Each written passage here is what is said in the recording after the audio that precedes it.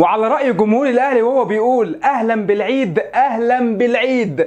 والنادي الأهلي وجمهوره عندهم عيدين دلوقتي، عيد بالنسبة انضمام بالعيد السيردباك أو المدافع لفريق اتحاد العاصمة الجزائري، المدافع الجزائري اللي نقدر نقول من أفضل المدافعين داخل القارة في الوقت الحالي، ومع اقتراب كمان عيد الأضحى المبارك، فكل عام وانتم بخير ويعود علينا وعليكم الأيام بكل خير إن شاء الله. حلقة النهاردة بالتأكيد الأيام اللي احنا فيها مهمة جدا، لأنك داخل الفترة اللي جاية بعيد عن الموسم اللي عندنا ما بيخلصش غير بعد ما الناس كلها تخلص واحنا نخلص بعدين بفترة، ولكن دلوقتي كله بيجهز لصفقاته والماركات الصيفي وبداية الموسم، والأهلي اللي داخل على كأس العالم للأندية، والأهلي اللي عاوز يعوض نواقصه، الأهلي اللي عاوز يقول لا أنا رايح كأس العالم للأندية أنافس بشكل قوي، الأهلي اللي بيقول أتحدى أي فريق يقدر إنه يخش معايا في صفقات. أنا يا معلم لما بدخل واجيب صفقات انا بدخل بتقلي،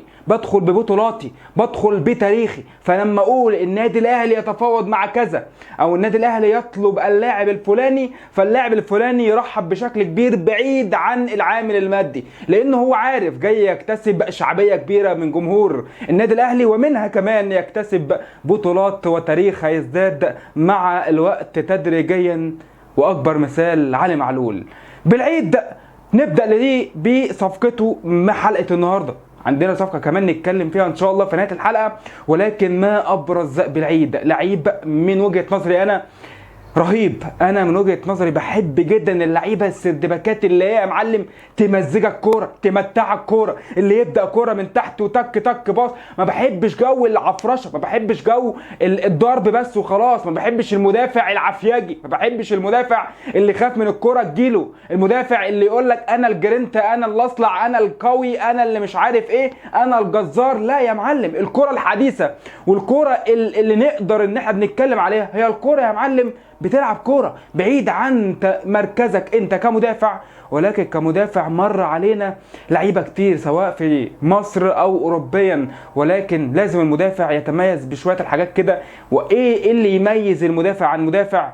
هو الحاجات اللي هقولها لك دلوقتي، منها ان انت تمزجني، اللي هو يا معلم امسك كوره، ابدا هجمه، انقل هجمه، ابدا هجمه من تحت، ابدا ان انت تطلع بالهجمه. لعيب مدافع او سردباك بيقدر يستخلص الكوره من غير فاول. انا مش داخل ان انا استخلص الكرة بفاول او اعمل فاول، او ان انا يبقى عندي كمان اعمل هجمات او اعمل فاولات على حدود 18 فاولات في مناطق خطره. لا يا معلم، انا عايز اشغل ده. فبالعيد بيشغل ده دايما، لعيب ما شاء الله عليه نمسك الخشب، بيمسك كوره، بيقدر انه يبدا هجمه من تحت، استخلاص كوره من غير كمان فاولات. فدي الحته الدفاعيه، الميزه اللي بتميز المدافع عن اي مدافع تاني. ايه كمان الميزه اللي تميز المدافع عن مدافع تاني؟ هي الميزه الهجوميه. بالعيد بيطلع وبيهاجم، بيطلع وبيروح، بيطلع وبيسجل سواء برجله سواء براسه، بيعمل كثافه هجوميه، بيقدر ازاي يتمركز بشكل قوي جدا جوه ال6 ياردة وجوه ال18، يقدر يخطف الكوره، يقدر يسجل كمان، بيوجه الكوره بشكل متميز جدا في المرمى. علشان كده بالعيد يعني هو مدافع ومهاجم، حطه زي ما تحطه. طبعا بالنسبه بالعيد بالنسبه لمنعم الاتنين جنب بعض ما شاء الله، ولكن في حاله ان محمد بن منعم عاوز يخرج الاحتراف فمش مشكله، بعوضته بالعيد. عندك متولي راجع ما شاء الله، عندك ربيعه مستواه متميز بشكل كبير، ولكن هتتكلم دلوقتي في وقت حالي وواقع على ارض الواقع، هو يا معلم منعم وبالعيد خلاص الاثنين. فما شاء الله الاثنين هيكونوا يعني اسدين قصر النيل حرفيا. واحد قال يقول لي يا عم ما شاء الله 5، يا عم ما شاء الله، وربنا يبعد عنهم اي شر واي اصابات، الواحد لا يتمنى الاذى لغيره. ولكن صفقه بالعيد يعني لازم اسقف للعين اللي شافته. من وجهه نظري انا بالعيد من قبل ما الاهلي يفكر فيه واي انديه، من مباراه السوبر ومن متابعتي لمنتخب الجزائري على فترات، فلا بالعيد متميز بشكل كبير. حتى لما بيلعب مع المنتخب الجزائري على فترات، لا لعيب متميز، قادر ان هو يحط رجله بشكل قوي جدا في التشكيله الاساسيه للمنتخب الجزائري مع كمان النادي الاهلي. لا هو متواجد بشكل قوي جدا، هيجي ويلعب بشكل اساسي مع النادي الاهلي. فالعين اللي جابت بالعيد فلازم جمهور الاهلي يحييها. ولكن هنا النادي الاهلي دايما بيبص لحته اللي بره، ان انا ابص لبره، مش عايز ابص لجوه. جوه مفيش، خلاص يا معلم مفيش امكانيات جوه، فابدا ابص لبره، ابدا ان انا اجيب من بره، ابدا اجيب المحترفين اللي تشيلوني. عندي 5 محترفين، فلو عندي 5 محترفين داخل الملعب مع 4 لعيبه تانيين او 5 لعيبه تانيين يا معلم محليين، مفيش اي مشكله بعيد عن حارس المرمى. ولكن انت بتتكلم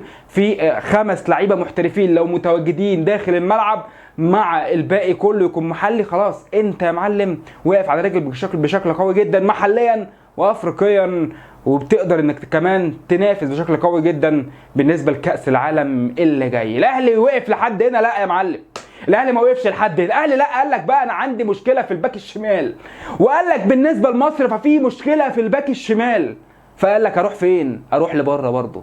اروح فين طيب؟ الجزائر؟ لا مش هروح الجزائر، هروح للمغرب. للمغرب، بس للمغرب لبره. اللعيب اللي كان بيلعب في الوداد وهو عطيه الله، اللعيب الباك الشمال الرهيب اللي انا بصراحه يعني كنت اتمنى يجي الزمالك يعوض عندنا في الحته دي، ما عندناش، ما فيش. ولكن عطيه الله لا، الاهلي دخل بشكل قوي بنسبه تخطى 85%. الاهلي يقدر خلاص بيكون متواجد في النادي الاهلي بنسبه كبيره جدا. علي معلول خلاص يعني متواجد الاثنين مع بعض. علي معلول السنه الجايه خلاص بره النادي الاهلي او بيعتزل مع النادي الاهلي خارج المستطيل الاخضر. فعندك عطيه الله، عندك كريم الدبيس، هم يكونوا متواجدين مع بعض. طبعا كان محمد شكري هيرجع من سيراميكا ولكن بعد اصابته بالصليبي، فخلاص يعني اتجاه الاهلي لا، احنا عاوزين نشوف حد تاني ونشوف فين بقى، نشوف بره. ليه؟ لان قلت لك جوه يا معلم مفيش، انت ما بقاش عندك امكانيات. ولكن الاهلي زي ما قلت لك العين اللي اختارت بالعيد، فكمان اختارت عطيه الله لعيب جميل جدا. ليه بقى مميزاته يا معلم؟ الباك الشمال، على الباك الشمال هو دفاعيا كويس، هجوميا كويس، بيزيد بشكل كويس جدا، عنده حلول كويسه جدا، الكرات الثابته الفاولات لا بيلعبها بشكل متميز وكويس جدا. فبرضه العين اللي اختارت عطيه بالعيد هي اختارت عطيه الله في التفاوضات، فلازم نقول لهم شابوه.